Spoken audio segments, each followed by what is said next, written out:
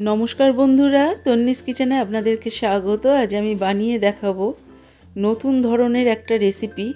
হঠাৎ যদি বাড়িতে কোনো গেস্ট চলে আসে, তখন কিন্তু ঘরে কিছু না থাকলে অন্তত একটা কাঁচা আলু আর কাঁচা ডিম থাকলে এই সুন্দর রেসিপিটা আপনারা বানিয়ে নিতে পারেন। আর এটা এত সুন্দর খেতে, এটা কিন্তু অল্প বানালে খেয়ে মন ভরবে না, একটু বেশি করেই বানাতে হবে।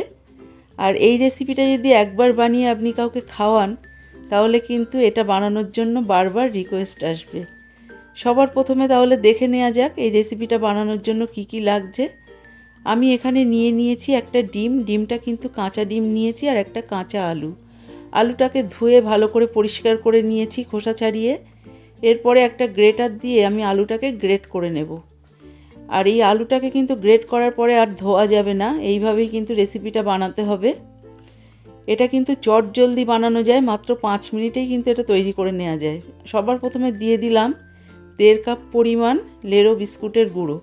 আপনারা চাইলে এটা ব্রেড ক্রাম্ব দিয়েও করতে পারেন। এবারে আমি বাইন্ডিংয়ের জন্য দিয়ে দেব 2 টেবিল চামচ পরিমাণ কর্নফ্লাওয়ার আর 2 টেবিল চামচ পরিমাণ বেসন। আপনাদের কাছে যদি বেসনটা না থাকে, সেক্ষেত্রে কিন্তু ময়দা বা পাউরুটি দিয়েও এটা বানিয়ে নিতে পারেন। সেক্ষেত্রে কিন্তু পাউরুটিটা চটকে নিলেই হবে।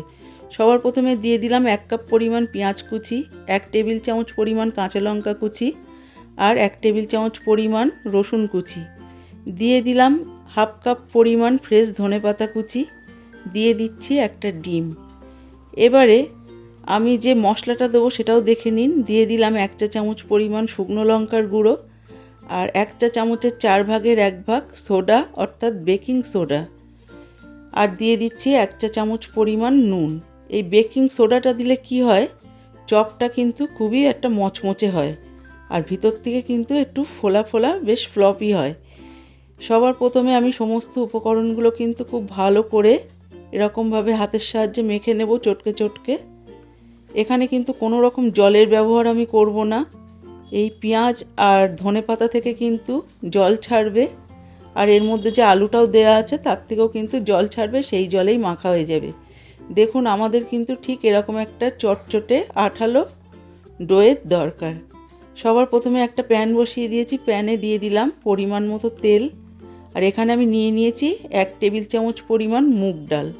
মুগ ডালটা আমি কাঁচা মুগ ডাল নিয়েছি। সবার প্রথমে আমি একটু ডো হাতে নিয়ে চপের শেপ দিয়ে দিয়েছি। এবার উপর থেকে ছড়িয়ে দিচ্ছি সেই মুগ ডাল। এই কাঁচা মুগ ডালটা ছড়িয়ে দিয়ে এই রেসিপিটা একবার অবশ্যই বানিয়ে দেখবেন, খুবই ভালো একটা রেসিপি। আর এই মুগ ডালটা দেওয়ার ফলে কিন্তু এই রেসিপিটার স্বাদ দ্বিগুণ বেড়ে যায়। এরকম একটা সুন্দর রেসিপি আগে যদি না দেখে থাকেন, অবশ্যই একবার এই রেসিপিটা বানানোর চেষ্টা করবেন। এবং গ্যাসের ফ্লেমটা কিন্তু লো টু মিডিয়ামে রেখে আমাদেরকে এই রেসিপিগুলো ভেজে নিতে হবে। কারণ গ্যাসের ফ্লেমটা যদি আমি হাইতে দিয়ে ভেজে নিই, সেক্ষেত্রে উপরটা লাল হয়ে যাবে, ভিতর থেকে কাঁচা থেকে যাবে।